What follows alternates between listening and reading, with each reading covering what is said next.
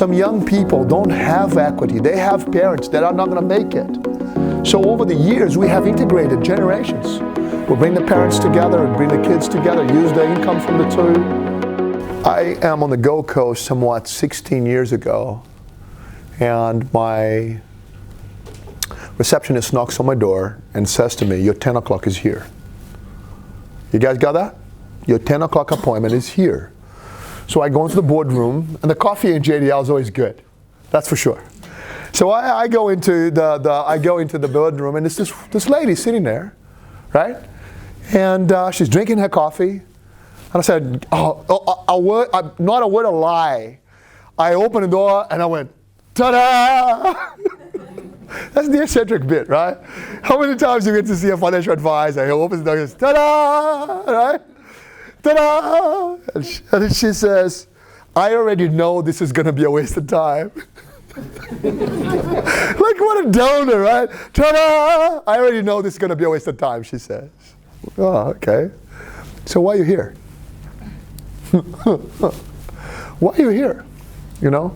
And she says, oh, I spoke to my brother, and my brother said if I didn't come, he wouldn't talk to me anymore. Right. Who's your brother? Richard. Surname? Oh, I see. Her brother is my client. And we designed something amazing. Do you understand? Like what I showed you here before? It was amazing. Cool? Mm-hmm. And compared to what's possible and what I didn't have. So what he did, rather than explain to her what he was up to, go see Julio. Right? When I get there, she says, I already know this is going to be a waste of time. I said, let's not do it. Let's not, just like, because you already declared it. You already said it's going to be a waste of time. It doesn't matter what I do, and I don't run rescue, so let's just not do this. Is the coffee good? Good. Come back when you're ready. I can't stop the time. And she says, oh, I didn't mean to offend you. I said, I'm not offended. Not at all. Not at all.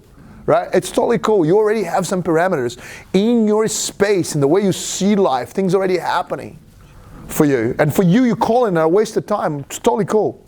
I got no problem with that. And then she says, oh, I just don't want you to sell me anything. Now you got to hear the words and the requests. I just don't want you to sell me anything.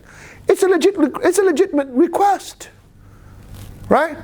Because, you got to hear the because, I already know what I'm going to do. Right. What then happened was, she says, I already know what I'm going to do. Don't want you to sell me anything. I just know what I want to do. Right. So how come you're here? My brother says. So you can see the circular? I said, ma'am, do you see the logo on the door? She goes, yeah. Do you see the office? She goes, yeah. You see all the licenses on the wall? Yeah. Do you know why all of this is here? Why? So we can sell you, become my client. So if you ask me not to sell you anything, that I cannot do. Not only am I passionate about my business, I live my business. And at the end of this meeting, I'm going to ask you to be my client. So if you say to me, don't sell me anything, what's in it for me? I'm definitely not interested then. It's really going to be a waste of time. But that is being honest. Does it make sense? I just don't want you to sell me anything. So I'm going to pretend not to sell you anything. And at the end, I'll sell you anything. I'll tell you, sell you. It doesn't work. That's why we exist. Why? To sell people solutions to the inefficiencies. Right? This is what she says. She says, look, this has gone all wrong. Okay. She says, would you have a look at my numbers? Now, I want you to know I live my life on purpose. When people ask me to do stuff that leads me to my purpose, I will do it. I'm not even going to hesitate. I'm going to do it. Because I made my mind about what am I on the planet for. Already made up my mind. I'm on the planet for this purpose, this purpose, this is what I'm doing. So she says, will you have a look at my numbers? I live for the purpose of raising financial intelligence for people, is what I do. Will you have a look at my numbers? Sure. I didn't mean to offend you. I'm not offended. But I want you to know this. I don't want to have any I don't have any mercy on your inefficiencies. You start showing me the story and your numbers, I'm going to call it all the inefficiencies. So let's do this. So I asked her, I said, okay, let's get your numbers done. Yeah. How old are you? She says, mid-40s. says, how mid? Right? She says, mid. I'm 45. Okay, got it. Now let's have a look at all that is going on. How old are your kids? I ask. She says, I have 2 daughters, one at 8 and one at 10. So far so good? So I'm starting to get this story. But now that you know she has 2 daughters, one at 10 and one at 8, you already know that everything being equal, she's not going to do anything about investing until those 2 girls leave the house. Are you clear about that? Okay? So I asked her, and this is going back 16 years ago, maybe even 18 years ago. I'm going, what is your income? And she says, my income is $180,000. What do you know about a woman who's 45 years old, who can pull out of the market 180 grand almost 20 years ago? What do you know about her? Well-educated, a high-end. You understand that? She is clever, well-positioned, the income. This is a woman who can arrive in the marketplace and says, I demand 180 grand worth of income. So far, so good? So then I say, what else? Tell me some more. And I swear to God, I just want you to see the hypnosis. Tell me more. Oh, I just divorced my husband. I'm just getting the settlement. Right. How much money is in the settlement?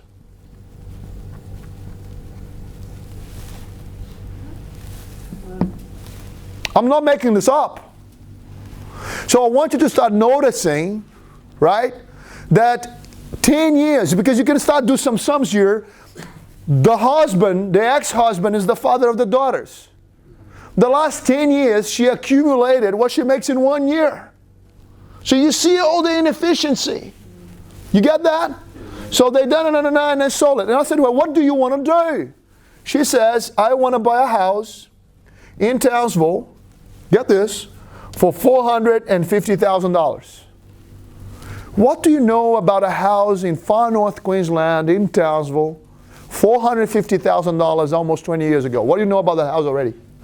It's a very big house, oceanfront. You understand that? It's an expensive piece of property. Why does she want to buy that? Because she's matching her income to her expenses. And she comes in the room and says, I already know what I want to do. Of course you do. You are indoctrinated. So I'm listening. By the way, no judgment. I don't make people wrong about these things. I just observe it. Crabs will do what crabs do. And ants will do what ants do. And penguins will do what penguins do. Humans will do what humans do. So I'm just observing. Right? So check this out. This is phenomenal. So tell me what the plan. Well, I'm going to pull $30,000 out. For a rainy day. Yep. I'm going to have $150,000. I'm going to use a deposit for the house. I already been to the bank. And they already said yes. Of course they're going to say yes. Look at your income. And the husband is paying maintenance to the kids. Of course. Right? $300,000 worth of mortgage. And, well, that's it. Right, so your accountant, the wizard, will be able to deduct your uniform. I don't have one. Ting tong. So you already know that she's paying for that after tax, after compounding. It's a $900,000 bill. Everybody clear? Like, look at this. And Judah, this is what I want to do. This is what I want to do. My brother says, if I don't come and talk to you, he's not going to talk to me anymore. What do you think we should tell her to do? What should she do? Tell me. You tell me now. What should she do? Just as concept, things we covered this morning. Rent the property, find a tenant. Yeah, what else? Putting it into investment property. Very good. Very good. So, what if, let's now track this. We take the 150 grand, yeah, minus 30, 150. Oh, by the way, let's have a look at how do you get rich? Or you are accumulating capital, you are not. Do you understand that her buying that house, she secures that house, even though it's her own home, yeah, belongs to her. Got that? So she'll be driving that asset over time. So 450 in 10 years goes to 900. Are you with me? So you already know that she'll be holding that asset for a time, and in the future will double in value. Yeah? Great. So what I said to her was, what would you consider, go rent that house, Don't buy. Just go rent it. And rather than buy, again, if you have one house exactly the same, you only have one tenant. So rather than buying a massive house, why don't you buy 3 property investments? So you're going to love this. $300,000 each. Yep. $250,000 worth of debt against each house. Is my drawing make sense? Okay. $250,000 worth of debt against each house. Yeah. What's the size of the asset base now? 900. 900 in 10 years? 1.8 million. Thank you for playing the game. 450 into 900 in time. Sorry. 450 into 900,000.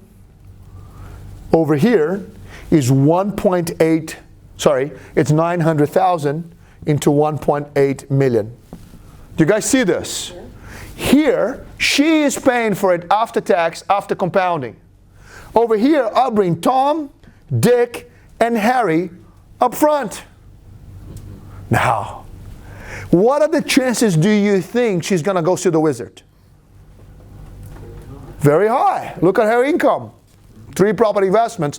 What's the wizard going to do? Going to lodge the tax return. How much money she's going to get back? Come on, guys. 30 grand. You getting this? 30 grand. What are we going to do with the 30 grand? Put it straight in there. So it's 250, yeah? Because I used 3 sets of 50s.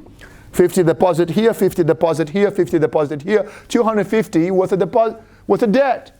We put the 30,000 in there. What's the debt at the end of the first year? 220. Next year?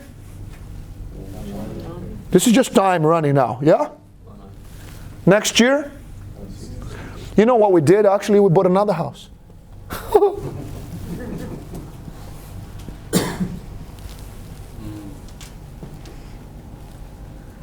And she told me it was going to be a waste of time. The Mini. So I showed her that. I pulled up the software, did a financial wealth check. What if? What if this daughter goes to the United States for this university? What if? Start looking at the assets, blah, blah, blah, blah, blah, blah, blah, blah, blah, blah, blah. And then she says to me, oh, well, how do I engage? And I said, there's no way I'm taking you on as a client. There's no way. I said, what do you mean? I said, you know and I know you're an obtuse woman. You're going to be a pain in the ass client. I'm not interested. We're just calling for what it is. This is how you're going to be. It's like, oh. No, you know. I said to her, I'll cut you a deal. I will take your client as a client if you make me a promise, a real promise, and you cannot break this promise. What is it? Every time you move, you show the girls what you're up to. I don't care the language you use. I don't care, don't judge their age. Every time you move, you tell the girls what you're up to. Every time. Every time. And you know what? She did it. So she bought 3 houses. The following year during the heavy review, the girls were there. Following year, the girls were there. Following year, the girls were there. So imagine, right? You go to a 10-year-old and you say, darling, this is mommy's buying another house. This is a contract for a house. And this, darling, is a loan application. See, we're going to fill this documentation in and the bank is going to give us money and we're going to get the money, buy another house. Kids are in alpha. They're not judging it. What's happened to the hypnosis of the kids? The hypnosis of the kids are being smashed. Yeah, I'm going to break the barrier. I'm going to push it through the door. But give me the time because I need to know. So what happens here is the hypnosis is out. I think boyfriends have something to do because the girls after 15, 16, once the girls turn 15 years old, they disappeared. So boyfriends have something to do with it. They didn't come back. 10 years later, It's absolutely, watching this manifest is absolutely beautiful. Some of you now are going to be very encouraged to what happens when you take your kids off the hypnosis. 10 years later, I'm about to start the fast track in Brisbane. I go in, and you know when people know you, have you noticed these little things about humans? When people know you, they hold the gaze a little longer, that microsecond. There's a little, so if I don't know you, I hold the gaze for a time. But if as I get to know you, we hold a little longer. Hey. So I'm about to start, presenting, and this girl walks in, she's gorgeous, like, oh my God, gorgeous, as tall as me, she locks it on, boom. And she's coming. And she's smiling. She's coming my way. Like, what? I'm like, oh, hello. I don't know what to do. Like, hello. Hi. How you doing? Well, 5 years. A lot happens in 5 years. She's running from a kid, comes back as a woman. Says, hi, it's me, the oldest. Oh, hello. Sits down. She says, my mother's parking the car. My mother's going to come soon. So sits right at the front. I wouldn't recognize her. Comes lunchtime at the fast track. And she says this, watch this go. You got to be very encouraged right now. This is a 20-year-old who just finished, about to be 21, just finished university, right? Just got her very first job at the time, around 50 grand worth of income. So far so good? So she tells me, we're going to pull equity out of my mother's houses. She actually says workhorses. We're going to pull some equity out of my mother's workhorses, and we got by my first workhorse. So far so good? Who bought this house? You can say the mother did. You could say Tom did. You can say Harry did. But what I want you to notice is the equity on the side of these assets. The workhorses jumped a generation. You guys got that? So this gal is 20 years old, have a house purchased by a chain reaction already in place. Let me ask you a question. How much tax do you think she's going to pay out of that 50 grand that she's going to receive? Give me a number. 0. 0 is the number. So you understand that some of our clients, Australia is a tax haven. Do you understand when you go home, you call your accountant, you tell them, double my fees because it's worth every dollar. Right? And they go look at it and go, whoa. So now, when they go, so we pull equity out of here, bought this, it's just a matter of time when this grows up, because we're going to start paying this down. The tax coming back to the daughter, pay it down, and the moment in which they have enough equity, we refinance this house, pay the mother back, and it's separate, and the girl goes on her merry-go-round. Make sense? And the conversation goes like this. Oldest daughter goes home, says to the younger daughter, to her sister, nah. Mother bought me a house today. The younger daughter, get this, 18 years old, about to be 19, says to the mother, what about me? And the mother says, when you finish university, we'll do the same for you. Sounds logical. Sounds like a good argument. Does it make sense? Watch the power in this 19-year-old. Watch the power go. Money, you work for me. In this 19-year-old, right? She goes, Ma, I cannot wait 2 years. Listen to this. What do I have to do? What's the income I have to have? Because she gets it. Tom's going to pay for it. She gets it. What kind of income do I have to sustain this? Without you, Mother, all you got, just give me the startup, and then what do I need to do? See, second daughter is halfway through university. She's working at a cafe, and she's saying, hey, how many hours do I need to work? And we worked it back to front. You need to make 40 grand a year to become sustainable. I can do that. I have this, says the 19 years old. So, from a JDL perspective, I want you to know that in 10 years, there's a bunch of other properties, and when we pull the equity to do the first one and do the second one for the second daughter, there are real buffers. Come hell or high water, those women are not going to hit the wall. Do you understand that? And you know those 3 girls, mother and 2 daughters, they're going to be a force to be reckoned with because they command assets. That makes sense? The girl's 19 years old. You go, boom. So we reversed it. And off we go. So between the 3 of them, let's do it now. Got it. Can you see the power of the youngest? I cannot wait 2 years. Let me go get this done. So during the signing of the contract for the first property for the second daughter, I was in the office that day. So I'm sitting there, like, hey, I go in, hey, how's it going? Sitting there. She says, I want to ask you a question. Sure, hit. Second daughter, right? The youngest. Julio, who should I date?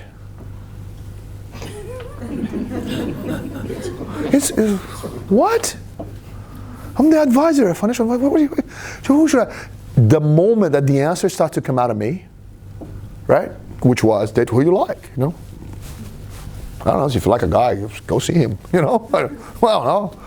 The moment the answer starts to come out, I realized it wasn't the question. The question is, who should I date? And I went, oh, I see. So I said to her, if you meet a boy you really like, you ask him straight out, what are you reading? And if he says nothing, move on. What are you reading? Nothing. Move right along. Because you see, unhypnotized people, which she is, unhypnotized people is zigging. Hypnotized people is zagging. Unhypnotized people should not marry hypnotized people. They make really weird kids. Highly confused kids. You understand? So, boy tells you, I'm not reading anything, move right along. Because he's hypnotized. And what is he going to do? Put the, and you come down this road with me. The hypnotized road. You come down with me that road. And then I realized nothing to do with gender. Boy meets girl, loves the girl. Hi, darling, what are you reading? Nothing, move right along. Why? Because she's going to do the same to you. So we are commanding money, or we're working for it. It is like, and it's nothing to do with the amount, it's to do with the approach. If you only have $10, let's invest $10 every week. And then we grow it to $20. It's the command of the money. Go in the marketplace and bring me a return. And the story goes that this girl actually meets a guy. She falls in love with him, like his life. And then she goes, what are you reading? And he goes, nothing. Right? So she says, here's a copy of Rich Dad, Poor Dad. You read this and we would date. She was also gorgeous. So the guy goes, whoa, I finished it. Okay, we date now. JDL Strategies, raising the financial intelligence of Australia, right? Boom, right? So guys, here's the game. When we are working for money, or money was working for us. Case study number 2 is all about permission. When I'm 19 years old, for me, my clients taught me so much over the years. When this girl says at 19, I have this, all you see is permission. But you know what we learned from this? What you can get from this? Some young people don't have equity. They have parents that are not going to make it. So over the years, we have integrated generations. We'll bring the parents together, we'll bring the kids together, use the income from the two. Do you understand? Start working this together. It's in events like this that people start to get it. Oh my God, mom and dad not going to make it. Well, help them not by giving them money, but integrating these strategies. You need wizards in your house. You need people that get to see this. And by the way, everything is firewalled. The numbers are done. And if you can't afford to do it, you don't do it. If you can afford to do it, you go do it. Make sense? So case study number 2 for me is such a blessing because unhypnotized people should not marry hypnotized people.